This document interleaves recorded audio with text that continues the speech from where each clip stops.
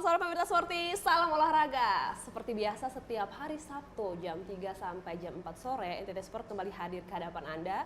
Dan tentunya kami sudah menyediakan tema-tema menarik terkait dengan olahraga di Nusa Tenggara Timur. Dan untuk itu kami sudah mengundang narasumber-narasumber yang juga expert di bidangnya. Nah, untuk tema minggu ini, tema kita adalah prestasi di tengah keterbatasan. Dan untuk membahas lebih jauh terkait tema ini, saya sudah punya dua narasumber luar biasa di studio. Selamat sore. Selamat sore. Oke, jadi yang pertama ada Kakak Petrus Alupan. Kakak Petrus Alupan ini adalah salah satu peraih emas untuk Asian Para Games kemarin ya di Solo. Dan juga ada Ibu Sarbina selaku pelatih atlet-atlet disabilitas. Apa kabarnya nih? Kabar baik. Kabar baik. Ibu Sarbina apa nih kabarnya? Baik. Sehat ya? Sehat. Luar biasa. Oke, nah teman-teman dan pemirsa yang di rumah, ternyata bicara soal olahraga ini menjadi satu ruang yang inklusif juga bagi teman-teman disabel untuk berekspresi dan juga menjadi ruang untuk berprestasi. Nah, kayaknya kita langsung saja menanyakan narasumber yang terkait di sini, karena kalau bicara soal bagaimana prestasi di dunia olahraga, kita langsung tanyakan saja ke Kakak Petrus Alupan ini. Oke Kak Petrus, sebenarnya pemirsa di rumah pasti penasaran nih. Kemarin berarti berhasil mendapatkan juara 1 ya Kak ya, sehingga dapat medali emas. Ya. Ini yang pertama atau seperti apa Kak? Kalau untuk emas ini yang pertama kali. Oke. Baru kalau untuk perunggu perak udah 3 kali dapat. Oke. Pengalaman lomba apa saja itu Kak? Itu lari semua. Lari semua. Ya. Di mana saja tuh Kak? Kemarin ada lomba Kalau- Kejurnas Popda atau apa? Kemarin ke Jurnas itu 2019 Oke. di Solo. Dapat apa tuh Itu Kak? dapat perunggu sama perak 2. Wow. Untuk lomba lari jarak berapa tuh Kak? Lari itu 100, 200 sama 400. Wow. Oke. Kalau kemarin yang Peparas yang di Papua ikut? Ya, kalau itu Oke. juga ikut. Kalau itu dapat juga 3 medali itu perunggu, perak sama perak 2. Perak 2, perunggu 1. Oke, perak Ya. 2, Perunggu 1. Ya. Luar biasa ya Kak ya. Oke, Ya. berarti ini sebuah staminanya Kak Petrus ini memang benar-benar harus dijaga, karena lari dengan jarak-jarak yang 100, 200 dan itu pasti ada teknik tertentu, tapi itu saya akan tanyakan kepada pelatihnya nanti. Oke.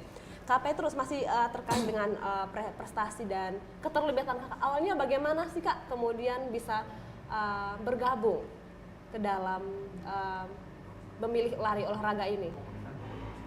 Kalau pertama saya diajak sama teman saya untuk bergabung ke olahraga lari. Pertamanya saya belum mau. Itu tahun berapa Kak? Itu tahun 2017. Dan saya sampai rumah saya berpikir daripada saya hanya duduk-duduk, mendingan saya ikut saja. Jadi saya ikut masuk latihan sampai sekarang Itu pertama kali bergabungnya di mana tuh Kak? di GOR. Di GOR waktu Iya, itu ya? di GOR. Durasi latihannya berapa kali? Kakak tiap hari latihan atau seperti apa? Kalau untuk sekarang adalah latihan tiap hari. Setiap hari? Walaupun tidak ada lomba ya? Iya, kalau Wow. Kalau misalkan latihan Kak tiap hari, itu berapa jam durasinya? kalau pagi paling jogging 30 menit, 25 begitu saja Kak. Oke, berarti pagi saja atau pagi sore? Kadang pagi, kadang sore. Ada rest day tidak Kak untuk istirahat? Kalau rest ada. Biasanya hari apa Ya, tuh Kak? kadang kayak tidak ada latihan di GOR berarti tidak latihan, rest. Oke. Ini berarti latihannya ini mandiri ya Kak? Atau Kakak bergabung dengan klub?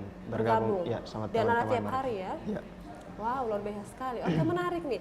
Terima kasih Kak Petrus. Saya akan kembali lagi ke Kak Petrus nih. Saya ke Kak Ina dulu ya. Oke, jadi pemirsa di rumah, Ibu Sarbina ini panggilannya adalah Ina. Jadi biar lebih dekat saja nih Kak Ina. Iya. Oke, nah Kak Ina, menjadi pelatih untuk teman-teman atlet disabilitas ini pengalaman yang menyenangkan dan juga spesial ya Kak ya? Iya, betul Oke. sekali. Bagaimana awalnya Kak Ina bisa tergabung dalam komunitas ini? Saya mulai bergabung tahun 2016 sebelum Peparnas Bandung. Oke. Saya direkomendasikan oleh Bapak Julius Lonakoni kebetulan beliau mewakili tim PON di Bandung. Akhirnya saya direkomendasikan, setelah itu bergabung dengan tim. Kebetulan saya juga dulu seorang atlet dan sempat kuliah di jurusan olahraga, jurusan kepelatihan.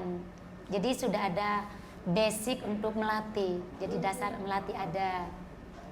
Mulailah itu 2016 sampai sekarang. Oke. Ya. Kalau kemudian awal karirnya memang langsung di NTT atau sebelumnya pernah ada di luar daerah? Sebelumnya saya di Sulawesi Selatan. Oke. Saya atlet dari Sulawesi Selatan. Setelah saya tamat kuliah, saya hijrah ke NTT. Hijrah ya. Jadi Iya, kontribusinya langsung ke NTT ya Iya. berarti ya. Oke. Berarti sudah di NTT sejak tahun 2016. Saya di NTT sejak 2009. Wow. Di Iya. NTT sejak 2009. Iya. Oke, tapi kemudian kuliah Kuliah di berkarir. Makassar, selesai 2008. Saya pindah ke NTT 2009. Terus bergabung dengan teman-teman di anak-anak atletik di NTT. Oke, oke. Sehingga kemudian menjadi mendapatkan pengalaman ini untuk melatih teman-teman atlet Iya. disabilitas yang ada di NTT juga. Iya, betul sekali. Awalnya bagaimana bisa ini Bu? Bagaimana pengalaman pertama nih menjadi pelatih untuk Karena teman-teman disabilitas? sudah terbiasa, kebetulan dulu ikut melatih, membantu teman-teman melatih di Kabupaten Kupang, tetapi latihannya di Stadion Oipoi. Setelah itu karena kami kan di sana pelatih juga banyak, tetapi karena mereka juga ada tugas masing-masing, jadi Bapak Julius merekomendasikan saya untuk bergabung di NPC. Begitu. Oke. Berarti di NPC sendiri itu sudah punya pengalaman berapa tahun nih sejauh ini? Dari 2016 sampai sekarang. 2016 sampai sekarang Iya. memang fokus di NPC berarti Iya, ya? Oke, luar biasa. Ibu, saya pengen dengar cerita-cerita, misalkan cerita-cerita baik, bahagia dan juga membanggakan selaku dari sudut pandang seorang pelatih nih, Iya. selama mendampingi teman-teman disabilitas. Ada kebahagiaan tersendiri buat saya. Yang pertama, ilmu yang saya dapatkan selama ini bisa bermanfaat untuk anak-anak difabel. Yang kedua, saya senang karena dari difabel kami bisa meningkatkan perekonomian, artinya bisa membangun rumah dari hasil dari anak-anak difabel. Yang ketiga, saya juga merasa bangga karena bisa meningkatkan derajat anak-anak difabel yang dulunya mereka mungkin malu atau apa, tapi kami kasih kekuatan, motivasi bahwa kalian memang anak-anak difabel, tetapi di balik kekurangan kalian ada kelebihan yang Tuhan berikan untuk kalian. Jadi itu yang saya selalu ingatkan, harus motivasi, harus berjuang, semangat, pantang menyerah. Jadi itu yang mereka pegang sampai sekarang. Jadi saya bilang, meskipun kita memiliki banyak kekurangan, tetapi jangan jadikan kekurangan itu kelemahan kita. Tetapi jadikan kekurangan kita sebagai kelebihan kita. Itu yang saya selalu ucapkan kepada mereka. Luar biasa sekali ya, Iya. sangat inspiratif sekali ya pemirsa di rumah, bagaimana kemudian melihat potensi diri kita itu, memaksimalkan semua yang ada di dalam diri kita untuk berkontribusi bagi daerah kita, bagi nusa dan bangsa ya. Iya. Oke, Ibu, tadi cerita tentang hal-hal membanggakan yang dipelajari selama menjadi pelatih ya, terutama di NPC tadi. Nah, kalau cerita titik terendah Ibu selama menjadi pelatih di NPC itu apa saja tuh? Ya kan anak-anak difabel ini memiliki banyak ketunaan. Jadi semuanya tidak sama karena ada yang tunanetra, tunagrahita, tunarungu wicara dan tunadaksa. Betul. Jadi pemberian latihannya juga berbeda. Tetapi anak-anak semangat, latihan yang kita berikan juga mereka lakukan dengan baik. Tapi juga kadang mereka dengan akomodasi. Iya. Oh iya ya, Iya, keterbatasan. sangat-sangat keterbatasan akomodasi. Jadi kalau yang dulu mereka kadang datang latihan dengan naik bemo, kadang ada yang jalan kaki, ya. Jadi kadang kami omong bahwa biarpun kalian mau jalan, makanya susah-susah dahulu, bersenang-senang kemudian, bersakit-sakit dahulu, bersenang-senang kemudian. Oke, berarti bahwa memang semua pilihan itu ada harga yang harus dibayar ya Ibu, apalagi Iya. ini pilihan sadar, ingin melakukan sesuatu gitu. Iya, Berkontribusi itu memang besar nilainya ya. Oke, menarik sekali nih. Saya mau kembali lagi ke Kak Petrus kalau begitu. Kak Petrus, kemarin ketika latihan Kakak saya lihat tadi bahwa ikut Peparnas, juga ikut ke Jurnas ya. Jadi ada sisi transisi di mana Kakak pernah mengikuti saat pandemi dan sebelum pandemi nih. Kayak gitu. Jadi Kakak punya pengalaman itu. Mungkin bisa diceritakan tidak Kak, perbedaan dasar ketika mempersiapkan diri latihan setiap hari saat pandemi dan saat sebelum pandemi. Itu seperti apa? Kalau pas pemdi itu kami latihan mandiri, jadi kadang juga pusing, hanya sendiri-sendiri saja, tidak bisa berkumpul dengan teman-teman. Itu yang bikin kadang latihan juga pemalas. Waktu COVID udah menurun, kami sudah mulai kembali bergabung. Itu dari situ yang kami semua mulai semangat latihan kembali sampai sekarang. Oke. Ya. Walaupun tadi ceritanya Kakak, walaupun ketika latihan sendiri agak sempat down seperti itu ya, Ya. tapi ternyata menang juga nih di lomba juga gitu ya. Walaupun sempat down, tapi ternyata memang ada dorongan apa yang membuat Kakak kemudian walaupun latihan mandiri mungkin sempat down, kayak mungkin support teman-teman kurang kah karena tidak bertemu langsung kan, kita memang dibatasi waktu itu. Ya. Itu bagaimana waktu itu? Ceritanya seperti apa Kak? Kalau itu kan latihannya sendiri terus, dari kadang mau latihan juga sendiri saja, jadi kadang malas, jadi pokoknya kadang mau bangun untuk pergi latihan tidak mau begitu karena tidak bisa gabung dengan teman-teman, jadi kadang tidak pergi latihan, kadang hanya di rumah saja. Pas sudah gabung sama teman-teman baru saya pergi terus latihan sama teman-teman. Oke, luar biasa. Berarti Kak, bentuk latihan yang bisa dilakukan kalau sama teman-teman seperti apa? Kalau latihan mandiri apa yang biasanya Kak lakukan? Kalau mandiri paling saya hanya jogging saja tiap hari. Itu biasanya durasinya berapa lama?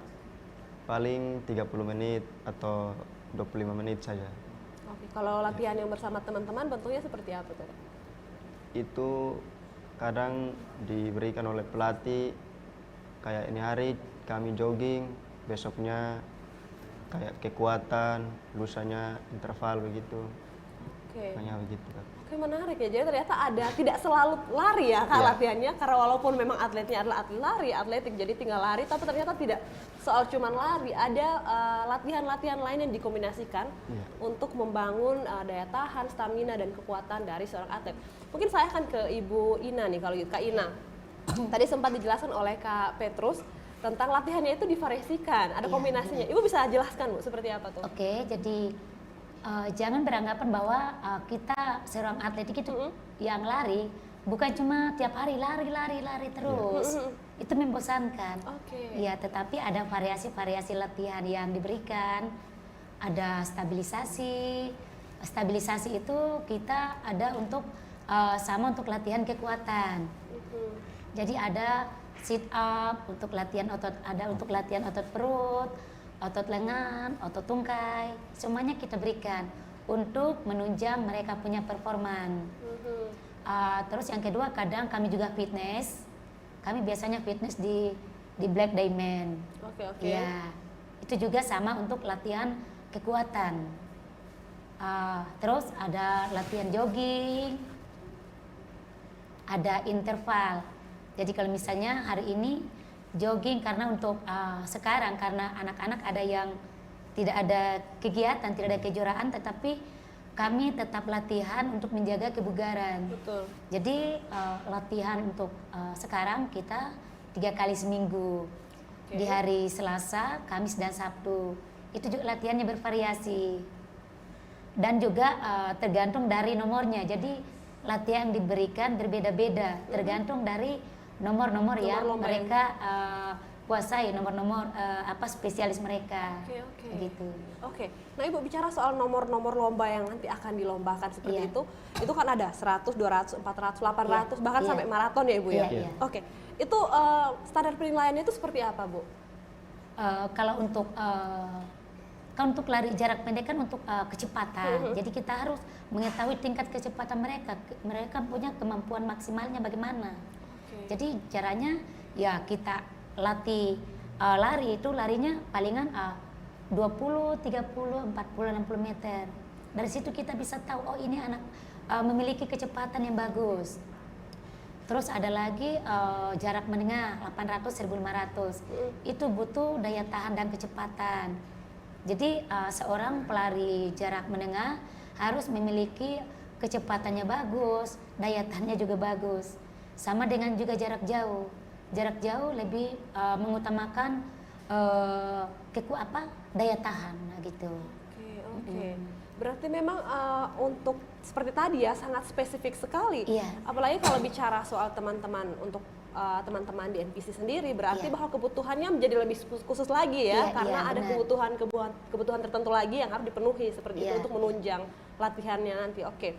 Nah, Ibu, kalau bicara soal latihan dan durasi sejauh ini kira-kira untuk penjangkauan teman-teman disabilitas di Nusa Tenggara Timur, Kota Kupang lah katakan, seperti apa penjangkauannya? Bagaimana kemudian bisa merekrut teman-teman ini?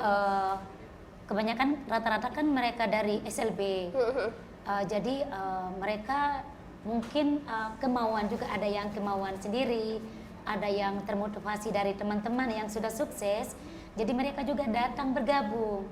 Dari situ kita merekrut, oh ini anak ada kelebihan di sini, oh kita bisa kembangkan. Ada kan di atletik bukan cuma lari saja, tetapi ada nomor lapangan, ada nomor lempar, begitu. Oke. Baik. Jadi misalkan kalau atletik berarti secara khusus, apakah Ibu Kak Ina ini memang fokus untuk lari, ataukah ada juga misalkan lompat, lempar? Iya, sekarang ada di nomor lempar juga. Iya. Tetapi kebanyakan di nomor lempar yang memakai kursi roda. Jadi kita juga agak-agak sedikit kesulitan, tetapi di situ menantang kita sehingga bagaimana atlet ini bisa berprestasi dengan keterbatasan memakai kursi roda gitu. Oke. Biasanya kalau untuk yang itu teman-teman disabilitas yang untuk lempar itu latihannya di mana tuh, Bu? Kami juga latihannya sama-sama di GOR. Iya. Cuman karena terbatas, karena kalau di GOR kan bukan cuma atletik saja, tetapi ada juga anak-anak yang kriket, taekwondo, segala cabang olahraga yang ada di sana. Jadi kita sangat-sangat tidak nyaman latihan. Apalagi stadion ada renovasi. Betul. Jadi sangat-sangat minim untuk tempat-tempat latihannya. Oke, berarti sejauh ini memang fasilitas yang ada itu juga belum maksimal ya, Ibu ya, untuk mendukung, mensupport teman-teman disabilitas dalam berlatih, ya, seperti itu. Oke, baik.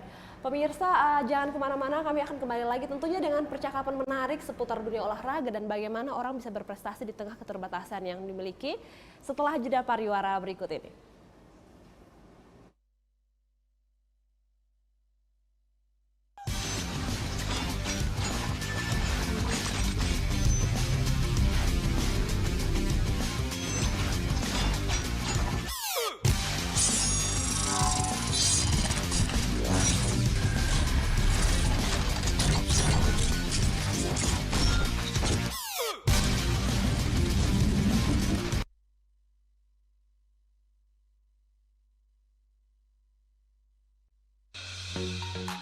Sobat Digital, kenapa ya harus nonton siaran TV digital?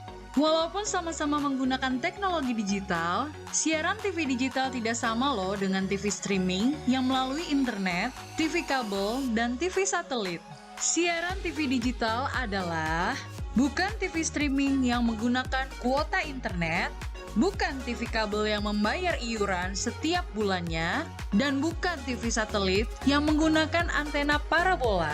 Siaran TV digital itu gratis loh, masih menggunakan antena UHF biasa. Bila televisi di rumah kamu masih analog, pasangkan set-top box dengan teknologi DVB T2. Yuk beralih nonton siaran televisi digital. Bersih gambarnya, jernih suaranya, canggih teknologinya.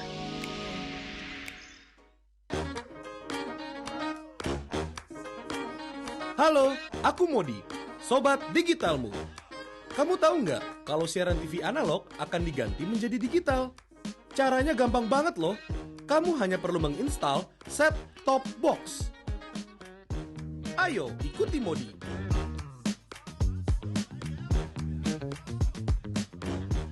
Siaran TV digital membuat gambar televisimu menjadi lebih bersih.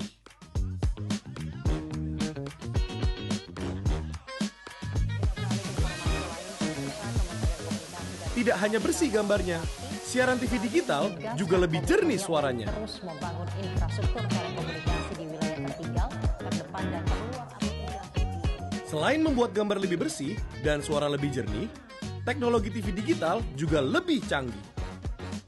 Ayo, kita kembali ke lab. Ayo, segera bermigrasi ke siaran TV digital. Bersih gambarnya, jernih suaranya, canggih teknologinya.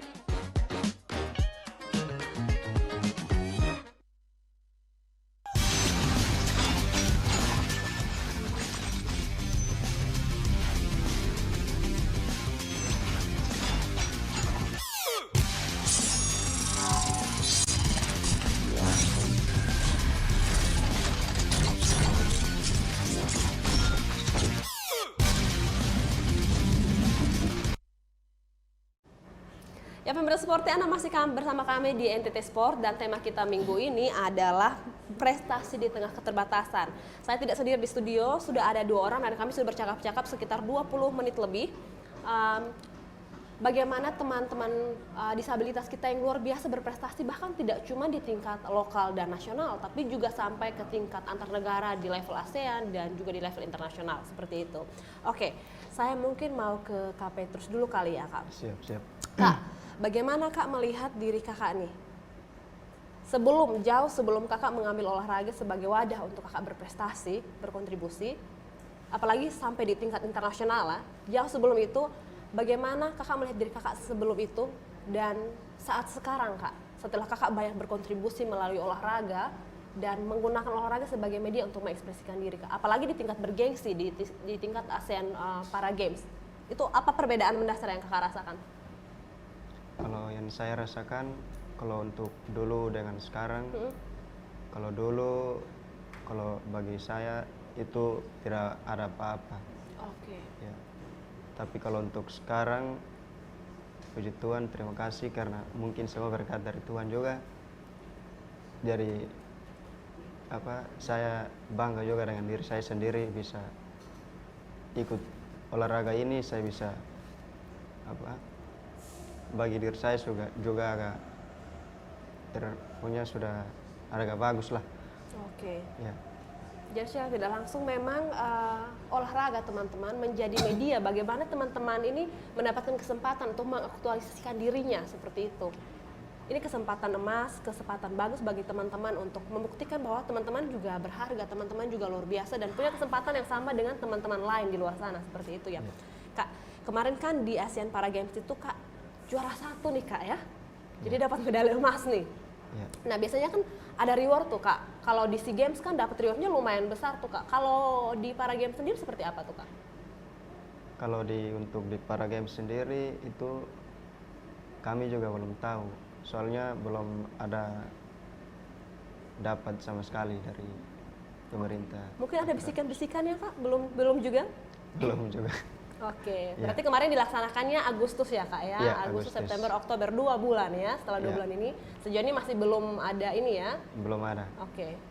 Oke, baik. Berarti sejauh ini memang mungkin masih ada koordinasi-koordinasi tertentu yang dilakukan mungkin dari pemerintah, dari lokal sampai ke tingkat nasional terkait dengan reward dan lain sebagainya untuk teman-teman disabilitas yang sudah berprestasi di tingkat internasional seperti itu. Oke, baik. Saya mau ke Kak Ina dulu kalau begitu. Kak Ina, tadi bicara soal berprestasi di tengah keterbatasan ini kan kadang secara umum ya masyarakat kita melihat disabilitas itu ketika dia memang tidak bisa melakukan apa-apa sama sekali kayak gitu. Sebenarnya mendefinisikan disabilitas itu seperti apa? Bagaimana seorang pelatih, bagaimana dunia olahraga melihat oke ini disabilitas yang bisa kita pakai untuk tetap bagaimanapun dia bisa berkontribusi, itu seperti apa, Kak? Kalau untuk disabilitas ada beberapa macam ketunaan.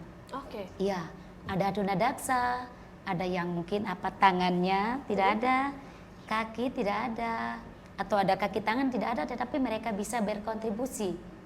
Tapi kalau untuk khusus di atletik, ada kalau misalnya tunadaksa, istilahnya kan tunadaksa yang kekurangan salah satu anggota tubuh. Itu kalau misalnya mungkin tangannya juga tidak ada, itu kita bisa arahkan di lari dengan nomor lempar. Kalau misalnya kaki puntung, kita bisa arahkan ke nomor lempar, gitu. Terus yang kedua ada tunanetra. Tunanetra juga ini ada terbagi ke 3 ketunaan. Artinya misalnya tunanetra 11, 12 dan 13. Jadi berbeda-beda. Terus ada lagi tunagrahita. Itu IQ-nya di bawah 30 gitu. Oke. Iya. Oke. Jadi memang ada spesifikasi. Iya. Jadi pemirsa di rumah, disabilitas bukan berarti tanpa dia bisa berjalan sama sekali, Iya. tapi mungkin kehilangan salah satu bagian tubuh itu Iya. bisa masuk di tunadaksa seperti Iya, itu iya, ya. betul sekali. Jadi ada banyak spesifikasinya, kriterianya yang sebenarnya bagaimanapun itu bisa dipakai untuk teman-teman melihat ini peluang sebenarnya Iya, untuk iya, berkontribusi lebih seperti itu ya. Nah, Ibu, kalau di atletik sendiri, di NPC sendiri sejauh ini ada berapa orang untuk jumlahnya? Untuk sementara ada kami sekitar 40-an. Oke, banyak Iya, ya? iya. Oke. Dengan berbagai macam ketunaan. Iya. Kalau misalkan tadi yang intelek IQ-nya di bawah 30 itu kira-kira potensinya untuk memberikan nomor lomba itu lomba yang seperti apa, Ibu? Mereka lari, tapi rata-rata kita punya yang tunagrahita dengan IQ di bawah itu rata-rata berprestasi. Bahkan untuk sekarang mereka ada 1 orang untuk persiapan ke Australia. Wow. Iya. Ke Australia. Tunagrahita, iya, wow. betul sekali. Oke. Berarti ini memang itu ada nomor lomba atau kok beasiswa seperti apa, Bu?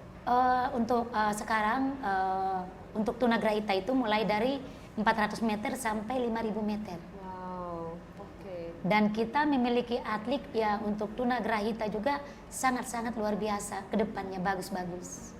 Ya. Jadi kemarin di Papua kita sukses untuk tunagrahita estafet putri itu 4x400 kita dapat medali emas putri. Wow, luar biasa ya? Iya, betul Sangat sekali. luar biasa sekali.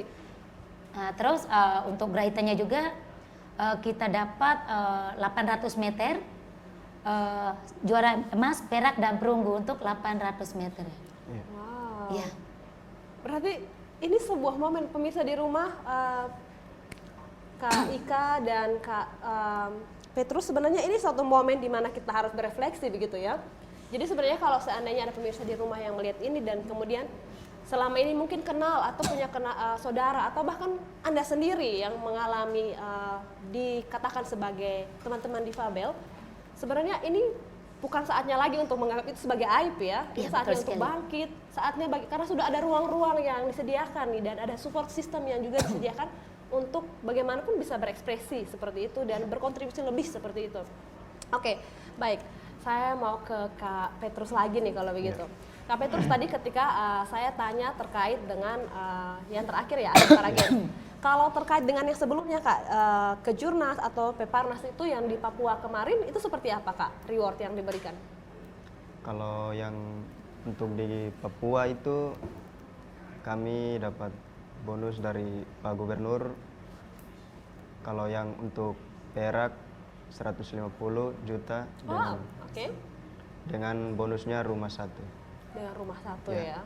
Oke, luar biasa sekali. Kalau yang Kejurnas Kak?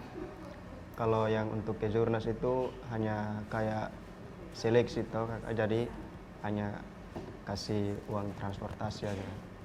Oke. Ya. Bagaimanapun ini menjadi satu apa ya? Karena selain bahwa memang ini wadah untuk berekspresi, ternyata ini juga bagaimana memboosting ya, mendorong perekonomian juga, bagaimana sampai teman-teman Jadi membangun secara tidak langsung juga membangun rasa percaya diri dari teman-teman disabilitas yang merasa selama ini mereka terbelakang, merasa selama ini mereka belum punya kesempatan. Ini jadi sebuah momen yang luar biasa buat mereka seperti itu. Oke, saya mau ke Kak Ika lagi nih, kalau Kak Ina.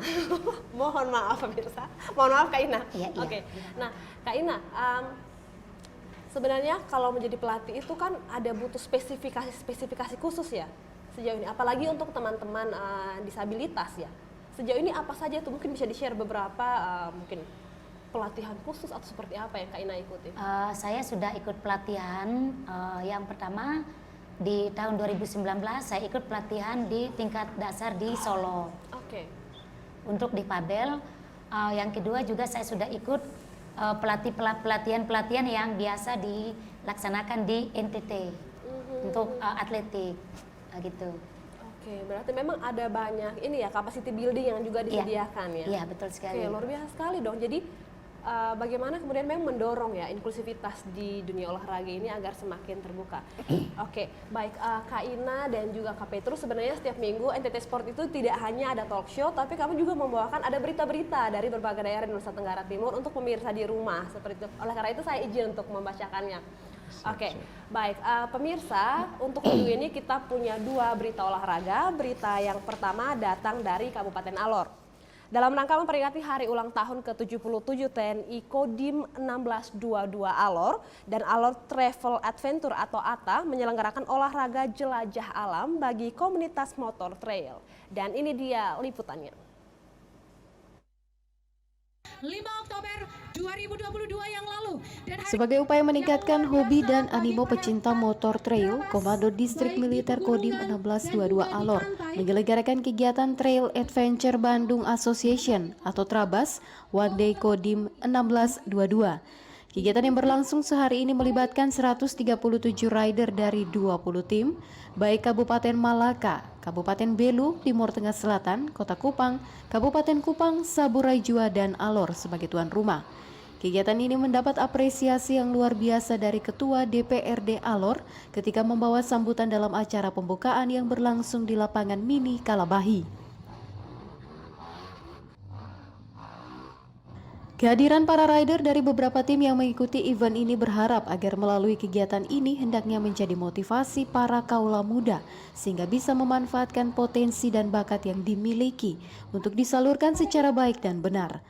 Melalui wadah ini, selain sebagai upaya memacu adrenalin para rider dalam menaklukkan medan ekstrim Alor, kegiatan ini juga sebagai upaya kampanye tertib berlalu lintas sekaligus ajang promosi wisata Alor.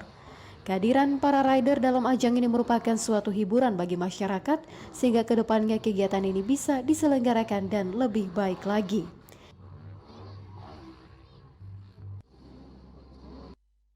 Ya pemirsa, berita yang kedua datang dari Kabupaten Flores Timur. Ribuan warga kota Larantuka mengikuti jalan sehat dan senam bersama yang dibuka secara resmi oleh Bupati Flores Timur, Dores Alexander Rihi di pelataran Taman Kota Felix Fernandez Larantuka, dan ini dia liputannya. Kegiatan jalan sehat dan senam bersama ini digelar dalam rangka menggairahkan kembali perekonomian masyarakat pasca pandemi COVID-19 dengan tema Bangkit Lebih Kuat, Pulih Lebih Cepat sebagai upaya bersama memulihkan kondisi perekonomian masyarakat yang dilanda pandemi COVID-19 dalam kurun waktu 2 tahun terakhir ini. Semangat olahraga ini juga tentunya mendorong masyarakat di kota Larantuka untuk kembali bangkit dalam keterpurukan. Selain kegiatan jalan sehat dan senam, warga kota Larantuka juga dimeriahkan dengan sejumlah hadiah door prize sebagai bentuk kepedulian pemerintah kepada masyarakat serta membagikan bingkisan kepada para kelompok difabel dan bantuan keuangan untuk pembangunan 7 rumah ibadah yang ada di wilayah Kabupaten Flores Timur. Seluruh rangkaian kegiatan berjalan aman dan lancar serta mendapatkan respon baik dari warga kota Larantuka. Oke pemirsa, itu dia 2 berita olahraga untuk NTT Sport di minggu ini. Kita akan lanjut bercakap-cakap bersama dengan 2 narasumber yang sangat luar biasa hari ini, sesuai dengan tema kita yaitu berprestasi di tengah keterbatasan.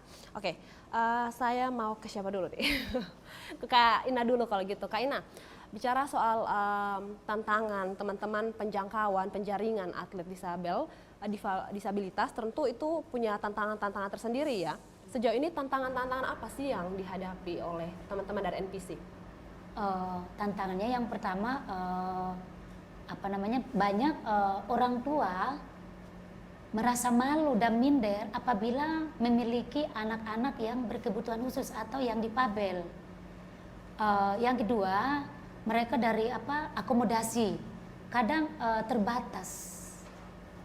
Jadi yang saya ulangi lagi bahwa kadang mereka jalan kaki, karena alasan kita tanya kenapa jalan, uang tidak ada. Jadi kami selama ini latihan itu tanpa dibayar.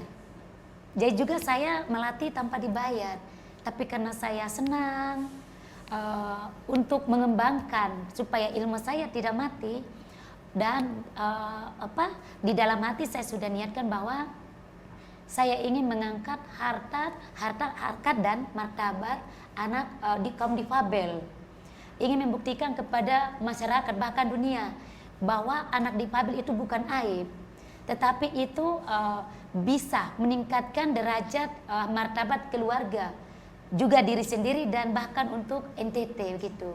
Oke. Iya. Jadi sebenarnya ada peluang-peluang bagaimana masyarakat masih melihat itu aib ya? Iya, masih banyak. Kadang mereka sembunyikan. Jadi saya memohon bagi orang tua yang memiliki anak yang berkebutuhan khusus itu jangan dikucilkan, tetapi harus diberikan motivasi bahwa mereka bisa berprestasi, bukan saja di dunia olahraga, tetapi banyak juga apakah di musik atau apa, banyak sekali. Itu harapan saya.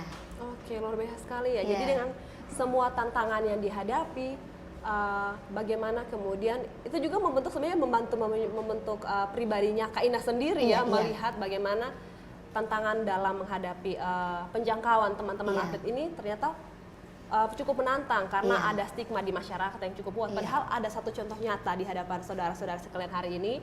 Kita punya Kak Petrus di sini yang sudah membuktikan bahwa dia hadir tidak hanya berprestasi di tingkat lokal, daerah, dan nasional, tetapi juga sampai ke tingkat internasional seperti itu. Dan ini membawa nama daerah, membawa nama negara. Luar biasa sekali ya. Oke, saya mau ke Kak Petrus dulu kalau gitu. Siap. Kak Petrus, selaku teman-teman disabilitas yang memang berjuang, apalagi memilih jalan berkontribusi melalui dunia olahraga, apa pesan kakak buat mungkin ada teman-teman di rumah atau pemirsa di rumah yang saat ini mungkin menonton atau punya kenalan, apa pesan yang kakak mau sampaikan? Kalau pesan saya buat teman-teman dan sesama disabel yang belum seperti saya begini atau dengan teman-teman saya yang selama ini berangkat, jangan pantang semangat, pokoknya semangat terus, untuk kedepannya pasti kalian akan bisa seperti kami juga. Oke, berarti kemudian harus ada pintu-pintu peluang yang ada itu memang harus dimanfaatkan ya kakak ya, seperti itu. Oke, Kak Ina sejauh ini kira-kira kan Kak Ina ini dulu jadi atlet ya, kemudian akhirnya menjadi pelatih nih. Iya. Nah, kira-kira ada peluang tidak sih suatu waktu Kak Petrus ini bisa menjadi pelatih juga? Gimana sih Kak Ina melihatnya? Iya, semua sih ada peluang, tergantung dari niat masing-masing anak. Oke. Iya, apalagi seorang difabel, kita banyak tantangan-tantangan di dalam melatih. Jadi di dalam melatih itu harus butuh banyak kesabaran. Oke. Apalagi anak difabel karena mereka berbeda-beda. Kalau misalnya untuk non difabel saja berbeda, apalagi kami yang difabel memiliki banyak kekurangan dengan watak yang berbeda-beda. Itu kita harus tahu watak anak ini bagaimana. Jadi untuk teman-teman atau anak-anak yang difabel yang mungkin kedepannya bisa untuk mengembangkan mereka punya ilmu, harus betul-betul jangan karena ada uang harus melatih, tetapi harus dari niat, dari dalam hati untuk bisa membuktikan bahwa kami ini difabel, kami juga mampu memperlihatkan kepada masyarakat bahwa difabel juga bisa melatih, gitu. Wow, luar biasa. Jadi ini sebuah bentuk pemberdayaan dari teman-teman disabel akan sangat luar biasa. Sejauh ini memang sudah luar biasa seperti itu. Tapi bagaimana pemberdayaan itu dibentuk sehingga dari teman-teman disabel untuk teman-teman disabel seperti itu akan terasa lebih luar biasa seperti itu ya. Karena mereka melihat langsung contoh nyata nih seperti itu. Oke, nah tadi Kak Ina sempat menyebutkan bahwa masih ada tantangan orang tua yang kemudian menyembunyikan anaknya, menganggap aib dan lain-lain. Kalau strateginya sendiri seperti apa Kak Ina ketika menghadapi orang tua yang seperti itu? Kebanyakan kami bersama Ketua Pak Victor Haning dengan teman-teman melakukan pendekatan kepada orang tua bahwa anak-anak difabel ini tidak boleh dikucilkan, tetapi harus diberikan motivasi. Jangan sampai di balik kekurangan yang mereka miliki itu ada bakat yang terpendam. Itu, iya. Luar biasa sekali ya. Saya menjadi sangat tersentuh dan juga termotivasi, terbakar energinya kayak. Ini satu momen yang luar biasa, bagaimana bekerja dari hati ya seperti itu untuk memberdayakan teman-teman lain. Luar biasa sekali. Nah, pemirsa di rumah dan juga Kak Ina dan Kak Petrus, ternyata memang bagaimanapun semenyenangkan sekali pembicaraan kita ternyata dibatasi oleh durasi juga ya. Oke, baik. Nah, karena kita sudah sampai di penghujung acara, saya mungkin mau dengar closing statement atau kesan dan harapan dari dua narasumber yang luar biasa ini dulu. Silahkan dulu Kak Ina. Pesan saya yang pertama kepada orang tua yang memiliki anak yang difabel, tolong berikan mereka ruang untuk mengembangkan mereka punya bakat dan minat. Yang kedua, perhatian dari pemerintah. Karena selama ini kami latihan itu memakai pakai dana swadaya. Artinya dana yang setiap kejuaraan kami memotong untuk anak-anak punya bonus itu untuk mereka gunakan kembali. Kalau misalnya ada kejuaraan mereka gunakan untuk biaya akomodasi, untuk makan minum semuanya gitu. Jadi perhatian kami kepada pemerintah, tolong lihat kami, meskipun kami difabel tetapi kami mampu membanggakan NTT bukan cuma di dunia nasional tetapi di internasional juga itu. Oke, terima kasih banyak Ibu Ina. Oke, saya mungkin mau ke Kak Petrus dulu. Silahkan Kak, satu mungkin pesan, harapan, apa yang Kakak mau sampaikan? Kalau untuk saya sepesan sama seperti pelatih saya, hanya minta dukungan dari pemerintah atau dengan orang tua semua yang dengan teman-teman kami.